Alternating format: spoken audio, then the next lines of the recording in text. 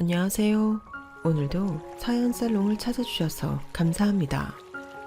저는 아들, 딸, 이란성 쌍둥이를 키우고 있는 애 엄마예요. 육아를 해보신 분들은 아실 거예요. 애를 한 명만 키우는 것도 힘든데 동시에 두 명을 키운다는 건 정말 엄청나게 힘든 일이라는 걸요. 덕분에 제 몸무게는 나날이 쑥쑥 빠져가고 있지만 그럼에도 불구하고 너무 행복하답니다. 아이들로 인한 기쁨 역시 쌍둥이는 2배로 느낄 수가 있거든요. 이렇게 천사 같은 저희 아이들을 만나기 전까지 저의 삶은 아예 180도 다른 삶이었어요. 특히나 작년에 쌍둥이를 임신한 후부터 엄청난 일들을 겪어왔죠. 무엇이 엄청나냐면 바로 저희 시댁 식구들이 엄청나답니다. 그것도 아주 안 좋은 쪽으로요. 저와 남편은 소개팅으로 만나 2년간의 연애 끝에 결혼한 4년차 부부였어요. 그리고 그때까지만 해도 애가 없었죠. 저는 아이를 낳고 싶던 사람이었는데 4년 동안 기다려도 애가 생기지 않자 남편과의 상의 끝에 시험관 시술을 시도해 보기로 했어요. 그런데 막 시험관 시도를 하려던 찰나 임신이 된 겁니다. 그것도 쌍둥이를요. 요새 이 과정에서 쌍둥이를 임신하는 경우가 많아지기는 하다더군요. 하지만 그런 일이 저한테 일어날 줄은 몰랐어요. 마침내 찾아온 아이 소식에 남편과 저는 눈물까지 흘릴 정도로 기뻐했답니다. 그런데 보통 며느리가 임신을 하면 시어머니나 시누이는 축하를 해주잖아요. 정말 부유한 집에서는 몸보신도 시켜주거나 산후조리까지 챙겨주고요. 하지만 저희 시댁 식구들은 남달랐어요. 요즘 같은 세상에 뭔 애를 둘씩이나, 그것도 한꺼번에 출산하냐며 저를 이상한 사람 취급을 했죠. 요즘 젊은 애들은 애를 한 명도 낳을까 말까 한다던데 넌 무슨 둘씩이나 임신을 하고 있니? 애 키우는 것도 다 노동이고 돈인데. 제가 의도한 게 아니라요, 어머니. 시험관 시도할 때는 이런 경우가 많대요. 한 번에 배알을 여러 개를 넣어서 임신 잘 되라고 하다 보니까요. 아니, 그러게 애초에 왜 굳이 돈 들여가며 그런 짓을 하냔 말이야. 돈 모으면서 잘 살다가 하나만 딱 낳았으면 되겠구만. 예, 요즘은 하나 이상 낳으면 어디 나가서 무식하고 미련하다는 소리 들어. 네가 딱 그 짝이다, 얘. 세상에 무슨 이런 시어머니가 있나요? 제가 임신을 못해서 한 소리 들을까 걱정은 했어도 임신했다고 잔소리를 들을 줄은 꿈에도 몰랐어요. 물론 저희 시어머니가 좀 특이하시긴 합니다. 저도 뭐 그렇게 부지런하고 계획적인 사람은 아니지만 저희 시어머니는 게으름이라는 단어 그 자체가 사람의 모양을 하고 있는 꼴이에요. 정말 집에서 아무것도 안 하거든요. 시아버지는 제가 남편과 아직 연애 중일 때 지병으로 돌아가셨고 그 유산과 보험금을 거의 대부분 시어머니가 상속받으셨어요. 지금 살고 있는 부동산과 여러 주식, 그리고 현금이었죠. 자산이 한 종류로 통일되어 있지 않기에 정확한 금액은 저도 모르겠으나 다 합쳐서 대략 한 6, 7억 정도는 되는 것 같았어요. 일단은 시어머니가 평생 놀고 먹을 정도는 되었습니다. 신기하게도 사람은 큰 돈이 들어오면 없던 욕심도 생긴다던데 시어머니는 그 큰 돈을 상속받고도 명품을 쫓거나 사치를 부리지도 않았어요. 대신 꼼짝도 안 하고 지냈죠. 평생 일만 하다가 과로사로 죽은 귀신이라도 붙은 건지 온종일 소파에 드러누워 TV만 보시는 거예요. 밥도 전부 배달을 시켜 먹고 일주일에 2~3번 저를 불러 싱크대 청소와 재활용 쓰레기를 갖다 버리게 시켰어요. 저는 그냥 파출부 대용이었죠. 그래도 그게 그렇게 어려운 일은 아니었습니다. 설거지를 하는 것도 아니고 그냥 모아놓은 쓰레기만 갖다 버리고 남은 음식도 갖다 버리면 되었거든요. 음식을 남기는 법이 잘 없어서 대부분은 깔끔한 편이었고요. 집안에 먼지가 좀 굴러다닌다 싶으면 한 번씩 밀대로 쓱쓱 대충 밀어주고 오면 시어머니는 그것만으로도 만족해 했어요. 명절도 따로 챙기지도 않았고요. 시누이도 그런 시어머니 성격을 똑 닮아서 시댁에 갈 때마다 시어머니랑 똑같은 자세로 소파에 붙어 있었답니다. 딱히 하는 일도 없었고 데이트가 있는 날에 남자친구를 만나러 가는 게 다였죠. 시누이는 그래도 데이트라도 하러 나가는데 시어머니는 그마저도 없으니 정말 집에서만 지냈어요. 소파에 아무렇게나 누워 핸드폰 게임을 하거나 아니면 시누이와 일일 연속극이나 주말 연속극 주인공들을 신랄하게 욕하는 걸 인생 최고의 낙으로 삼으면서요. 물론 저랑 저희 친정엄마도 그런 드라마를 즐겨보긴 합니다만 일할 때는 하고 드라마를 볼 때는 보는 거잖아요. 근데 정말 하루 종일 그러고 있는 시어머니를 보면 좀 기이하다는 느낌마저 들었어요. 그리고 어른을 상대로 이런 생각하면 안 되지만 내심 한심하다는 생각도 들었습니다.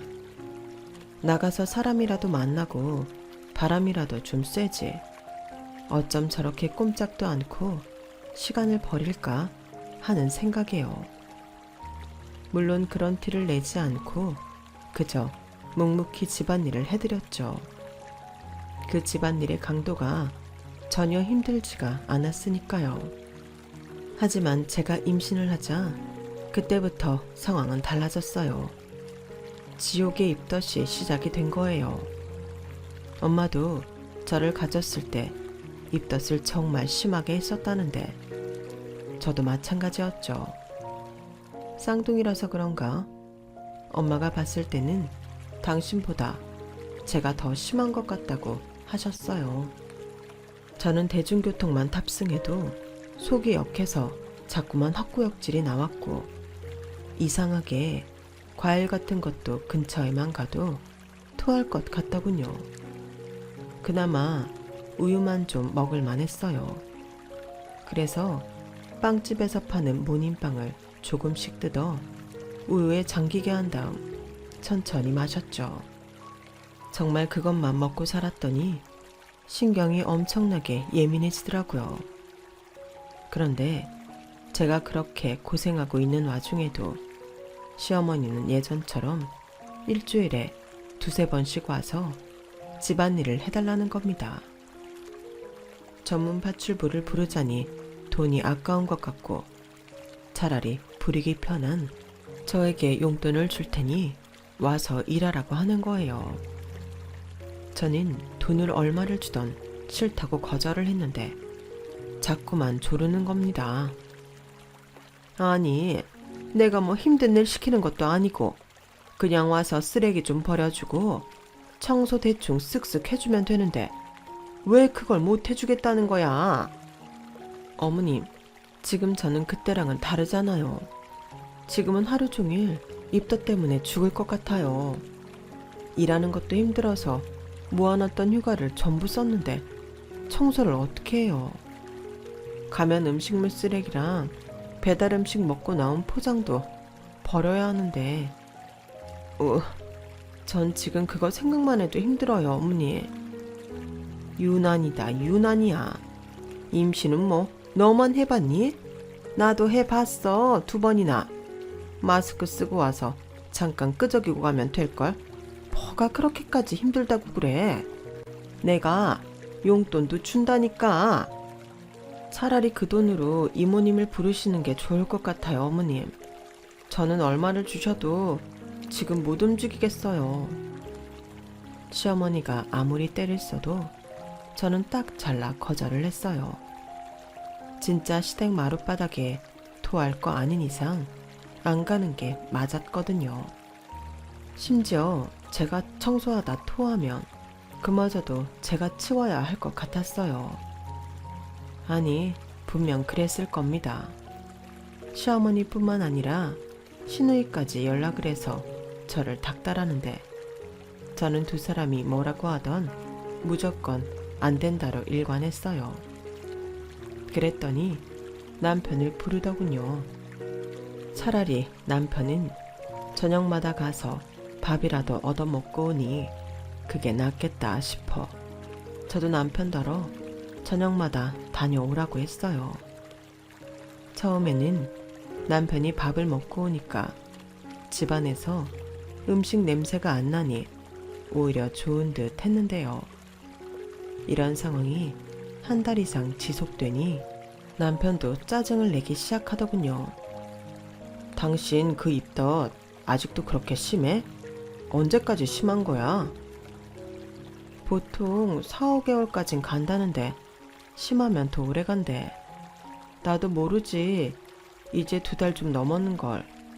나도 빨리 좀 끝났으면 좋겠다. 나만 매번 퇴근하고 엄마랑 누나 집에 불려가서 일하고 오고 있잖아. 출퇴근하기도 피곤해 죽겠는데 본가까지 다녀오려니까 너무 힘들어. 당신도 좀 도와주면 안 돼? 지금 누구더러 누굴 도우라는 거야. 난 지금 밥도 못 먹고 일하느라 6kg가 빠졌어. 6kg가. 애는 2명이나 뱃속에서 자라고 있는데 몸무게가 빠졌다고. 그런 사람한테 도와달란 소리가 나오냐? 나도 도와주고 있잖아. 우리 집 살림도 지금 거의 다 내가 하고 있고 당신 대중교통 힘들어하니까 출퇴근길도 태워다 주고 있고 그 와중에 엄마네 살림까지 하려니까 힘들다는 거야. 당신도 하나쯤은 양보해 줄 수 있잖아. 그걸 왜 나한테 도와달라고 하냐고.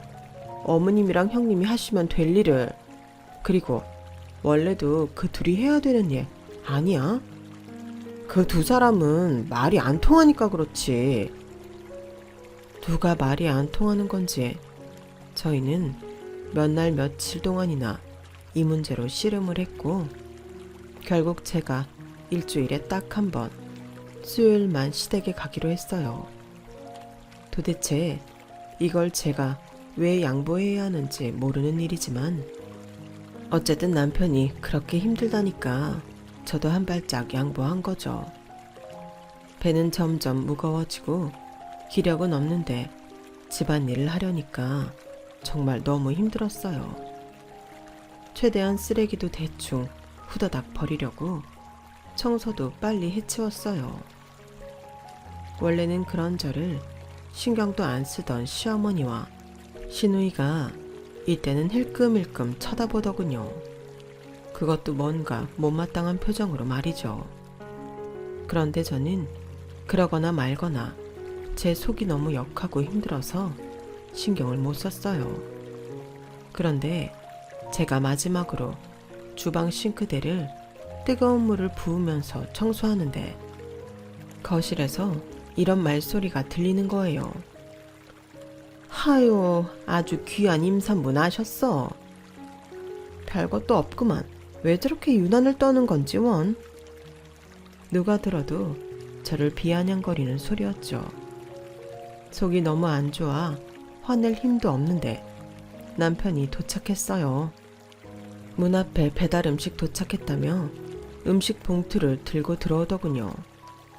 그런데 그 음식이 마라탕인 겁니다.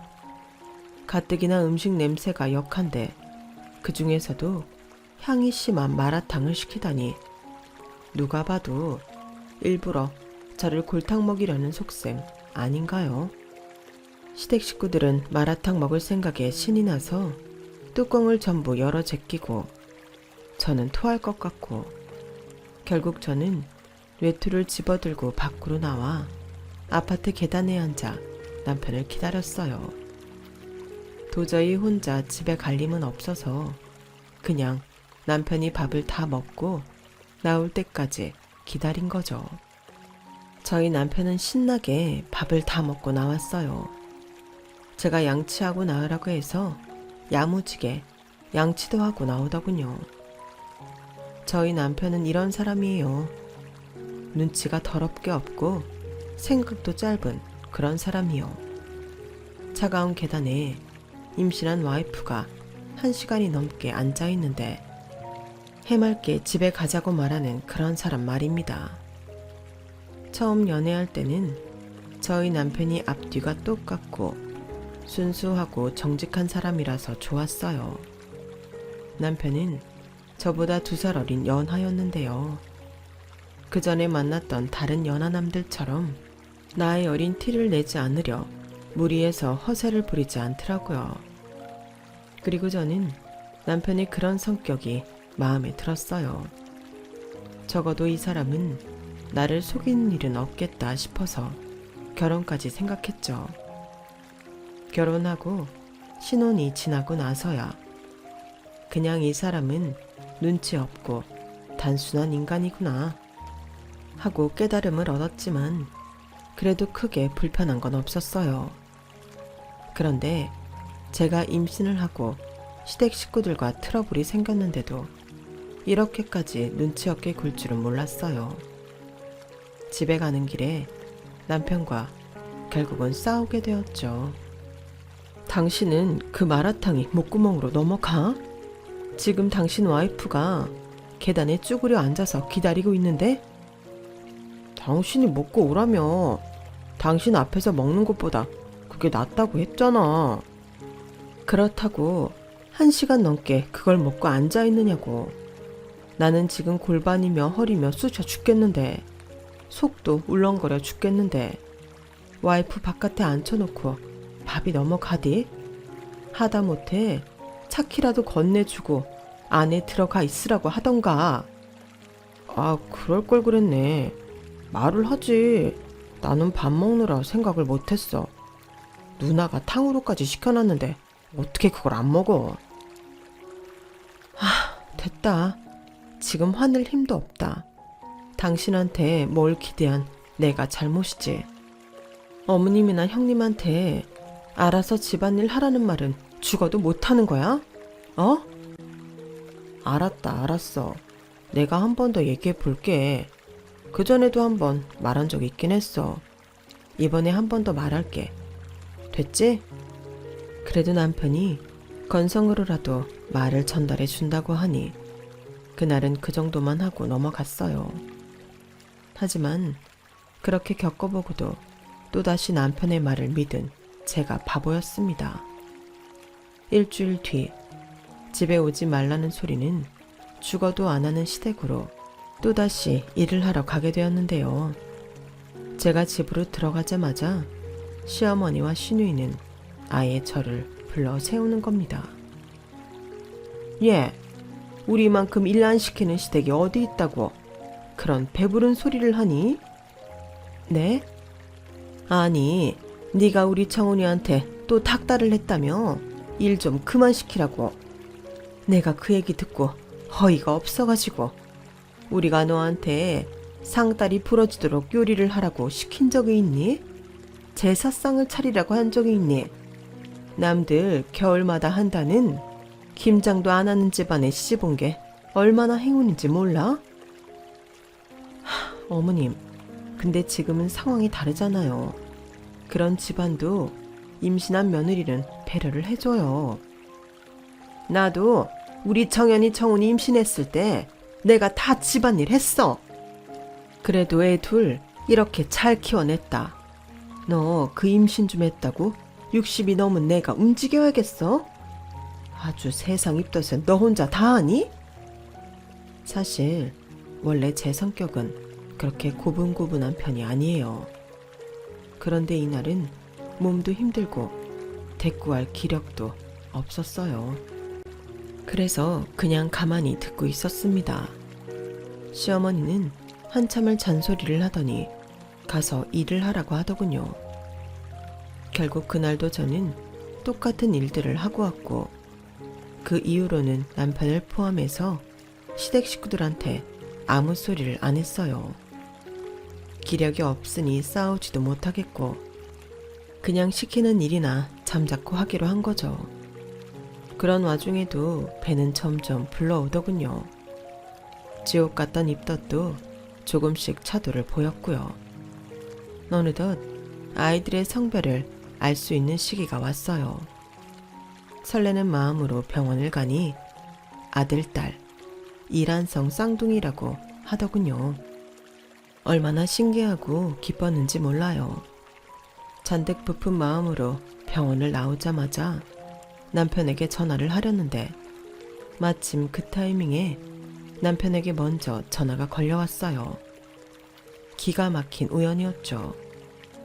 저는 얼른 전화를 받아 잔뜩 상기된 목소리로 얘기를 했답니다. 여보세요? 여보, 지금 엄마가 쓰러졌대. 땡땡 병원으로 지금 구급차 불러서 간다고 하거든? 어? 나도 지금 조퇴서 내고 병원으로 바로 출발하니까 당신 근처면 먼저 좀 갈래? 소속 필요한 거 있으면 좀 도와줘. 나 어차피 오늘 병원 오는 날이었어서 그 근처야. 지금 바로 가볼게. 남편의 다급한 목소리를 듣고 저는 곧바로 맞은편에 있는 땡땡병원 응급실로 향했어요. 시어머니는 방금 막 도착한 것 같았는데 의사 말로는 고혈압 쇼크라는 거예요. 제가 알기론 시어머니가 고혈압이 있긴 하지만 그렇게까지 심하진 않으셨는데 갑자기 쇼크까지 오셨다니 저도 깜짝 놀랐어요. 응급처치를 한 뒤 기력 없이 계신 시어머니에게 무슨 일이냐고 여쭤보니 정말 청천벽력 같은 말을 하시는 거예요.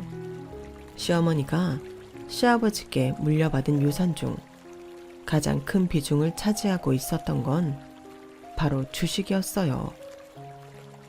회계 사셨던 시아버지는 재테크를 굉장히 야무지게 잘하는 분이었고 주식 투자로 많은 돈을 벌기도 하셨는데요. 보유하고 있는 주식은 안정적인 주식도 있었고 불안정한 대신에 수익률이 높은 주식도 있었다고 합니다. 그런데 재작년에 시아버지가 보유했던 주식 중 한 스타트업 회사가 엄청난 주가 상승을 이뤘다고 해요. 그걸 보고 시어머니는 나머지 주식에 있던 돈들을 끌어모아 해당 주식을 사재기한 거죠. 이후 한동안은 주가가 더 오르는 것 같더니만 어느 정도 지나자 반씩 뚝뚝 떨어지기 시작했습니다.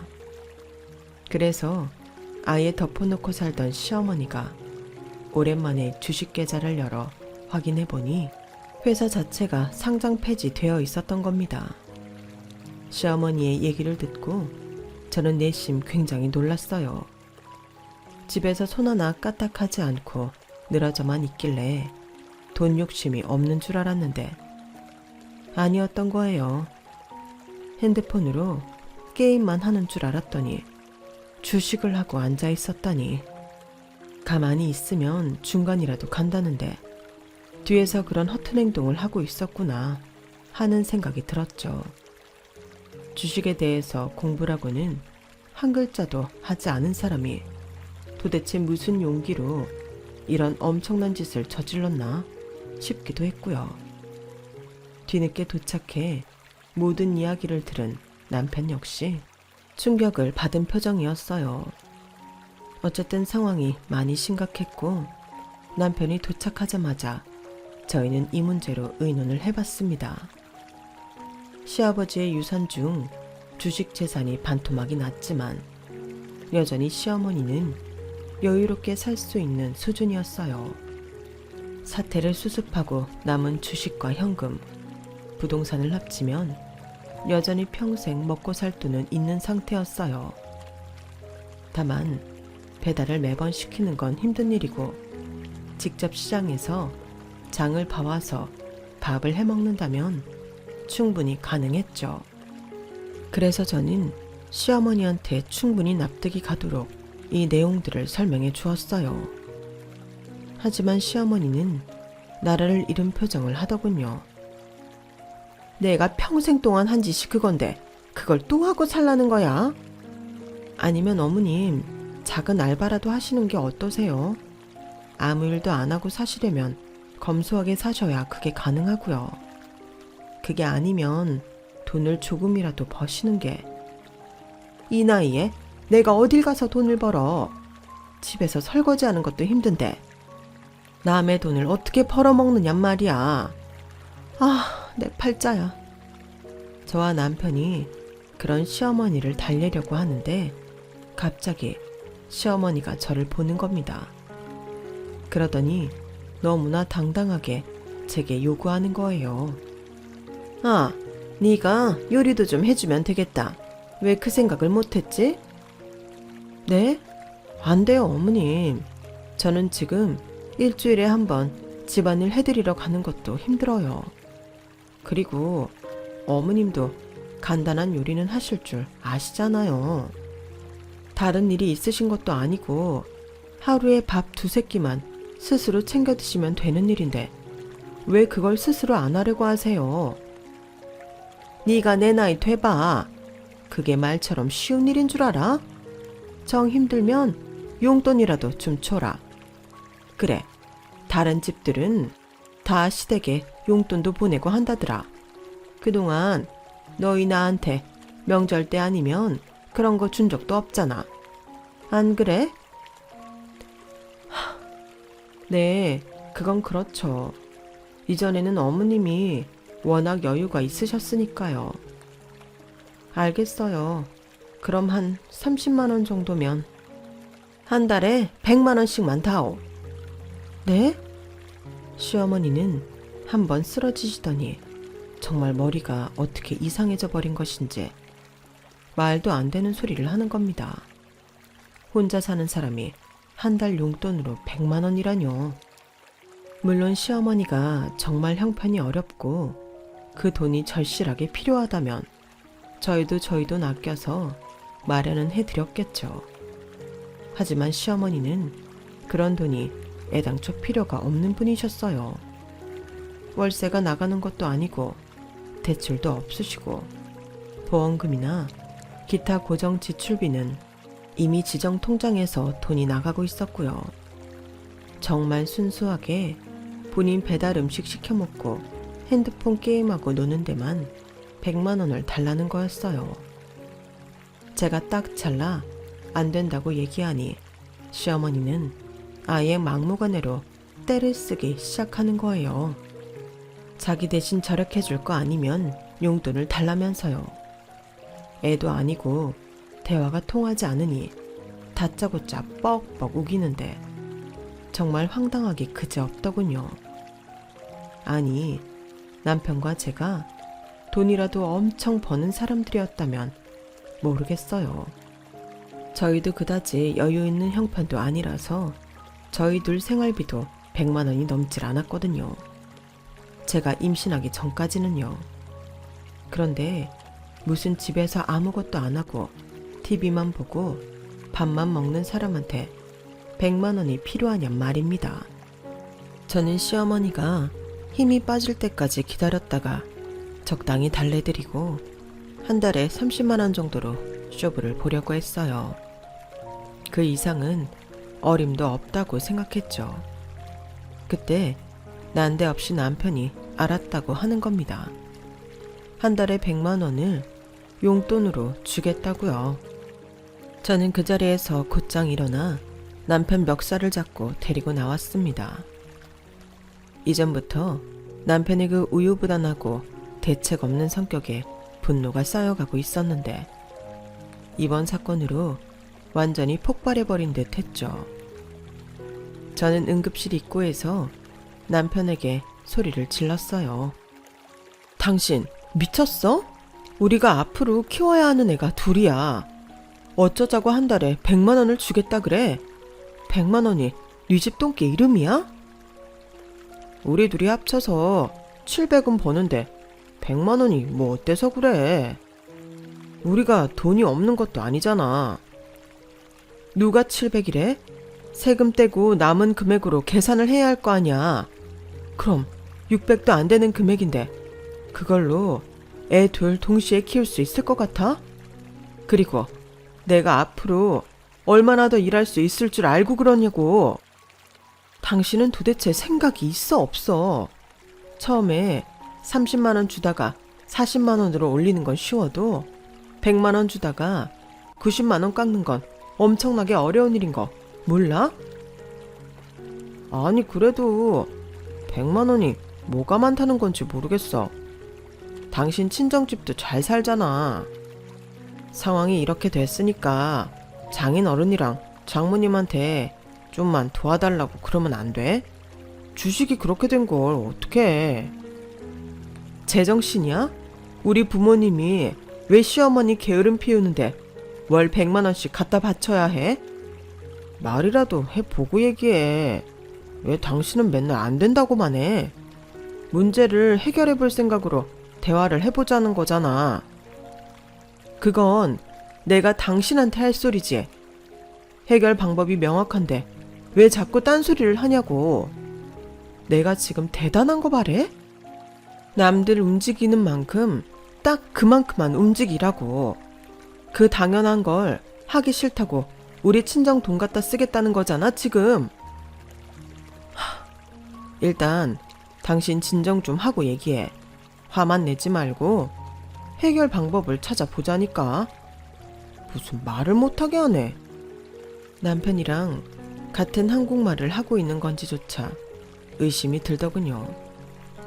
저는 남편이 꼴도 보기 싫어서 용돈 100만 원 죽어도 못 주니까 몰래 주기만 해보라고 으름장을 놓고 집으로 돌아와 버렸어요.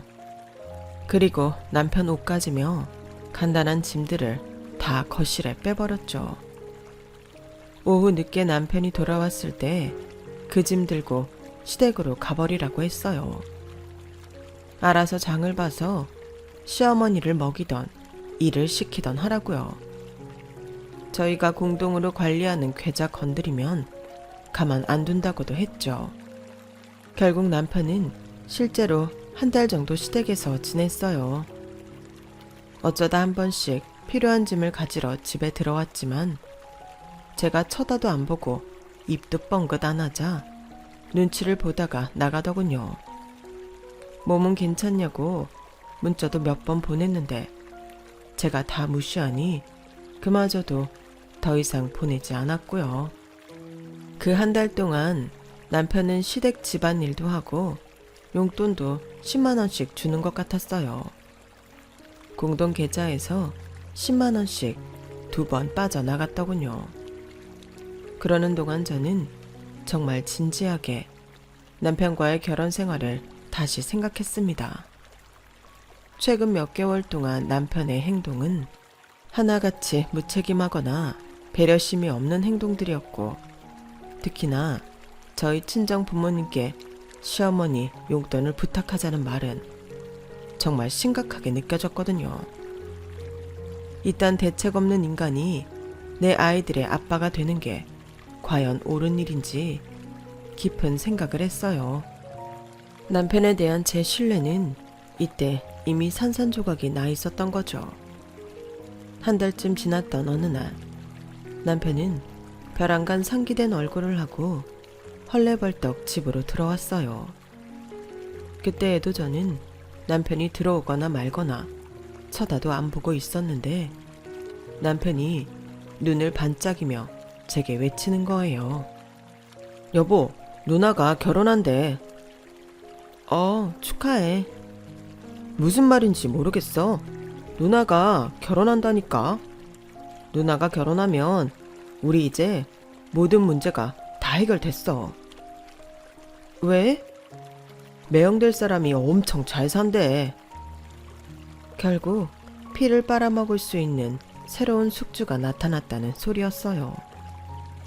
저는 그런 소리를 그렇게 기쁜 표정으로 하는 남편한테 완전히 정이 떨어졌죠. 저의 이런 마음과는 상관없이 그날 이후로 시댁은 경사가 났더군요. 결혼할 남자가 원래도 시누이한테 돈을 많이 쓴다는 얘기는 예전에 이미 들었었어요. 시누이가 얼굴은 반반한 편이었거든요. 그 나이에도 쉬지 않고 남자를 만나고 다니더니 어디서 돈 많은 남자를 잘 꼬셨나 봐요. 남편만큼 기쁘지는 않았지만 저도 내심 더 이상 스트레스 받을 일 없겠다 싶긴 하더군요. 그날 이후로 남편은 스리슬쩍 다시 집에 들어와 살았고 저도 별말 안 했습니다. 어느덧 시간은 흘러 저희 출산 예정일이 코앞에 다가왔어요. 병원에서는 조기 출산의 기미가 보인다며 저와 남편에게 주의하라고 했죠. 친정엄마가 그 소식을 듣더니 온갖 몸에 좋은 음식을 바리바리 싸들고 찾아왔어요. 이때는 저도 음식을 양껏 먹을 수 있었기에 들어가는 대로 맛있게 음식을 먹었답니다. 역시 몸보신에는 엄마가 해준 밥만한 게 없다는 걸 제대로 깨달았죠. 시댁에 지내다 온 뒤로 평소보다 저에게 잘해주고 있던 남편도 예의주시하며 저를 잘 보살펴줬고 엄마를 집까지 데려다 드리기도 했어요. 저는 친정엄마가 다녀간 정확히 일주일 뒤에 출산을 했답니다. 무려 7시간이나 걸려 건강한 아들, 딸을 출산했죠. 첫 출산이라서 더 힘든 것 같았는데 정말이지 저는 딱 죽기 직전까지 다녀온 것 같아요. 신기하게 죽을 만큼 힘들었는데도 아이들 울음소리를 듣자 그 순간에는 정신이 번쩍 들더군요. 출산 영상에서 산모들이 눈물을 흘리는 게 무슨 느낌일까 싶었는데 직접 겪어보고 알았어요. 너무 벅차오르는 그 감정을요. 그 뒤로 완전히 녹초가 된 저는 아이들을 겨우 한 번씩 보고 병실로 옮겨졌어요. 말 그대로 손가락 까딱할 힘이 없더군요. 그래도 이때는 남편이 많이 챙겨주었습니다. 이후 산후조리원에 가서도 남편은 하나부터 10까지 절 극진하게 챙겼어요. 시설이 많이 낡은 곳이라 불편한 점들도 있었지만 그래도 도와주는 사람이 있어 잘 지낼 수 있었죠. 그리고 거기 계신 분들이 친절한 편이라서 더 좋았고요. 며칠 뒤 친정엄마가 저와 아이들을 보러 찾아오셨는데 들어오시면서부터 표정이 너무 안 좋으신 거예요. 엄마 눈에는 낡은 시설이 마음에 안 들었을 수도 있겠다 싶었는데 그게 아니더라고요. 최 서방, 여기 조리원이 얼마짜리인가? 여기요, 지자체에서 운영하는 거라 저렴합니다. 170만 원이었던 것 같아요. 가성비 좋은 곳 찾느라 엄청 애먹었어요. 뭐? 그럼 내가 준 돈은 다 어쩐 거야? 내가 자네한테 1,000만 원 줬잖아. 우리 딸 산후조리 좀 잘 시켜달라고. 그 돈은 저희 누나한테 줬는데요. 아, 말씀 아직 안 드렸었나요? 저희 누나가 이번에 결혼하거든요. 물론 산후조리 준비 전부 마친 다음에 줬습니다. 자네, 지금 대체 뭔 소리를 하는 거야? 그 돈은 처음부터 내가 우리 딸 산후조리비로 쓰라고 준 돈 아닌가? 그걸 왜 자네 누나를 줬다고? 지금 뭘 잘했다고 웃는 거야? 엄마는 황당한 표정으로 남편을 보고 남편은 멍한 표정으로 저와 엄마를 번갈아 보았죠. 그 와중에 저는 이 모든 이야기를 처음 듣게 되어 상황을 이해하느라 바빴고요. 남편이 또 무슨 멍청한 짓을 한 건지 이때쯤 되니 공포스럽기까지 하더군요. 아니 엄마, 그게 무슨 말이야? 엄마가 이 사람한테 돈을 줬어? 나 산후조리비로 쓰라고? 그것도 1,000만 원씩이나? 아니 도대체 언제? 저번 달에 장인어른이랑 장모님 같이 오셨을 때 그날 저녁에 돈 보내주시고 연락해 주셨어. 그런데 그때 장모님이 산후조리 비용 쓰고 남은 건 육아 비용으로 쓰라고 건네주셨잖아요. 그래서 제가 필요한 거 산후조리 마쳤는데도 돈이 남아있길래 누나한테 준 거예요, 장모님. 대체 왜? 아니, 우리 엄마 아빠가 나랑 아이한테 쓰라고 준 돈을 왜 당신 누나한테 줬는데? 누나 결혼하잖아. 매형될 사람이 돈이 그렇게 많대. 준비해간 돈이 너무 차이나면 없어 보이잖아. 어느 정도는 수준을 맞춰줘야지. 이때쯤 저는 핸드폰 녹음기를 켰던 것 같아요. 남편이 이 말도 안 되는 짓거리를 저지르기 전에 정이 다 떨어져서 가능했던 일이죠. 엄마는 녹음기를 켠 걸 눈치채신 것 같은데 남편은 아니었어요. 남편이 눈치 없는 인간인 게 이때는 다행이더군요. 그래서 우리 공동 계좌로 받은 거야? 1,000만 원? 당연하지.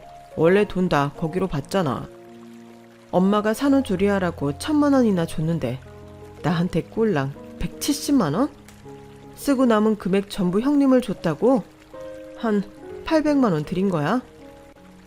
아니, 당신 산후조리 비용은 총 200 들었어. 원래 계좌에 남아있던 금액이 딱 그 정도 되길래 그걸 산후조리 비용으로 썼고 누나한테는 1,000만 원 준 거야. 왜 그래? 왜 자꾸 똑같은 걸 물어? 뭐가 잘못됐어? 저는 아직 몸이 회복이 덜 된 상태여서 일단 알겠다고 하고 엄마를 보냈어요. 눈치 빠른 엄마는 군말 없이 가셨고 남편도 잠깐 있다가 집으로 갔죠. 일주일 뒤 산후조리원에서 나올 때 저는 엄마를 불렀고 엄마는 저와 제 아이들을 전부 친정으로 데려가셨어요. 그 사이 아빠와 오빠는 집으로 가서 제 짐들을 싹 다 챙겨왔고요. 그리고 준비했던 이혼 소장을 날려버렸습니다. 뒤늦게 이 모든 사실을 안 남편은 헐레벌떡 친정으로 찾아오더군요. 오빠가 몇 대 패주려고 하길래 겨우 말리고 제가 나가봤어요. 남편은 전혀 이해 안 된다는 표정으로 절 보자마자 징징거렸죠. 아니 여보, 이게 다 뭐야? 갑자기 이혼이라니. 나한테 말도 없이 갑자기 이러는 게 어딨어. 그럼 그동안 임신한 와이프 데려다 니네 식구들 파출부 노릇이나 시키고 또 친정에서 산후조리하라고 준 돈 1,000만 원 홀라당 시댁에 갖다 바치면서 나랑 100년 해로하기를 바랬냐? 어떻게 그 정도까지 멍청할 수가 있어? 그건 내가 이미 다 설명해 줬잖아. 매형이 워낙 잘 사는 집이라 수준 맞춰주려고 보탠 거라고. 매형이 누나랑 결혼하고 나면 그 1,000만 원보다 더 용돈 많이 받을 텐데 그 정도 투자도 못해? 그래, 그렇게 매형이 좋으면 니네 매형한테 평생 빌붙어서 살라고. 참나, 그 용돈을 니네 시댁 식구들 빈둥거리는데 쓰지 나한테 쓰겠냐? 나는 이제 니네 집안에 10,000원 한 장 집안일 식품 바치는 것도 아까워. 그저 이기적이고 게으른 니네 시댁 식구들한테 휘둘리기나 하는 너 같은 인간을 여태 남편이랍시고 데리고 산 나도 미쳤었다. 지 처자식이 고생하는 것도 못 알아채는 등신 같은 새끼를 갖다가. 그러니까 이제라도 정신 차리려고. 이혼은 차질 없이 진행할 거니까 그렇게 알아. 당신 나중에 후회하지 마. 매형 들어오고 나서 우리 집 살만해지면 그때 가서 말 바꾸지 말라고. 그래. 넌 니네 그 빌어먹는 가족들이랑 그 매형인지 뭔지 아는 사람한테 평생 빌붙어 살아. 과연 그렇게 돈도 많고 잘났다는 매형이 언제까지 참아줄지는 모르겠다만 눈이 새빨개져서 씩씩거리는 남편을 보고도 불쌍하다는 생각은 요만큼도 들지 않았어요. 저희의 이혼은 남편의 귀책 사유가 인정되며 빠르게 진행됐습니다. 남편은 앞으로 우리 아이들이 성인이 될 때까지 다달이 엄청난 양육비를 보내줘야 했죠. 저희 엄마한테 받은 산후조리비 1,000만 원도 고스란히 다시 뱉어냈고요. 남편과 제가 공동 명의로 구해 같이 살던 집 역시 저에게 넘어왔어요. 결국 남편은 다시 시댁으로 들어가 시어머니와 살아야만 했습니다. 잘 됐죠 뭐. 그렇게 시어머니를 챙겨드리려던 효자였는데 이제 직접 들어가서 챙겨드리면 되는 일이니까요. 저는 거기서 그치지 않고 그동안 시어머니와 신우가 저한테 당연하게 시켰던 집안일들이며 임신 중에 했던 막말들이 담긴 자료를 전부 변호사 사무실에 가지고 갔어요. 그리고 그 두 사람들에게도 정신적 피해 보상금을 최대한 많이 뜯어냈죠. 이 과정들은 법조계에서 일하는 저희 오빠와 새언니가 참 많은 도움을 주었답니다. 덕분에 저는 저희 아이들을 부족하지 않게 키울 자금도 마련하고 이혼을 마칠 수 있었어요. 남편과 살던 집까지 아예 처분해버리고 목돈을 마련해 앞으로 저와 제 아이들이 살아갈 발판으로 활용하려고 합니다.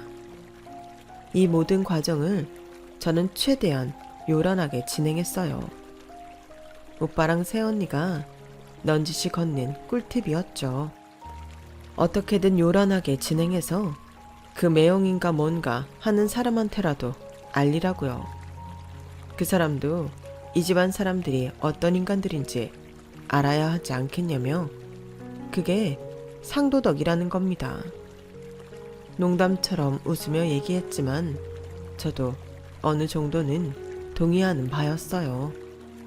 남들이 보면 조금 치사하다고 느낄 수도 있겠지만 그래도 그 고생을 하고 돈까지 뜯길 뻔하다가 나왔는데 이 정도 심술은 부려도 되잖아요.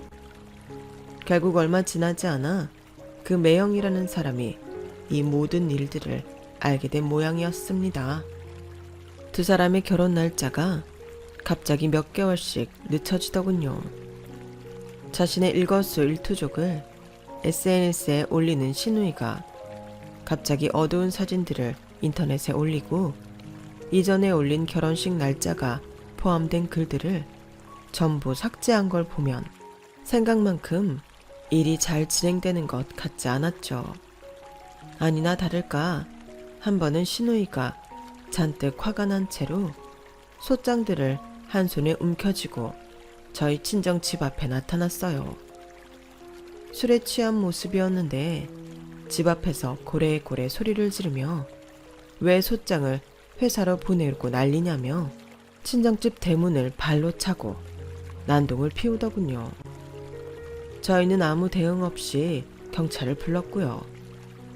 그 모습을 보니 확실히 파혼을 당했구나 싶었죠. 이 모든 소란 중에도 시어머니는 찾아오는 건 고사하고 연락 한 번이 없더군요. 제가 장담하는데 그것마저 귀찮아서 안 한 거예요. 충분히 그럴 만한 사람이었고 참 대단하다 싶어요. 물에 빠져 죽는 순간에도 귀찮아서 발바둥도 안 칠 사람이 바로 저희 시어머니랍니다. 남편은 그 뒤로 일주일에 2번씩 저희 아이들을 만나러 왔어요. 올 때마다 면도도 제대로 안 하고 옷도 갖춰 입지 못한 채 죽상을 하고 오더군요. 여전히 저를 보고 돈도 벌고 집안일도 도맡아 하느라 힘들다며 징징대는데 듣기 싫어서 이제는 아예 이어폰을 끼고 만나요. TV에 나오는 이어폰을 낀 젊은 친구들처럼요. 아직 애들이 어리니 애들만 보낼 수가 없으니까요. 무슨 말을 하던 대꾸도 안 하고 이어폰 끼고 책만 읽으니 최근 들어서야 징징거리는 걸 멈췄더군요. 그러게 있을 때 잘했어야죠. 저는 애 둘을 키우는 돌식맘이 되었지만 요즘엔 너무나 행복한 생활을 하고 있어요. 친정집에서 부모님과 함께 지내며 아이를 키우는데 몸은 좀 고단해도 마음이 얼마나 편한지 모릅니다. 아이들의 웃음을 볼 때마다 그 어디에서도 느낄 수 없는 행복감이 넘쳐나고요. 아마 이래서 어르신들이 아이를 낳으라고 하나 봐요. 저는 앞으로 남편 같은 건 없어도 되니까 저희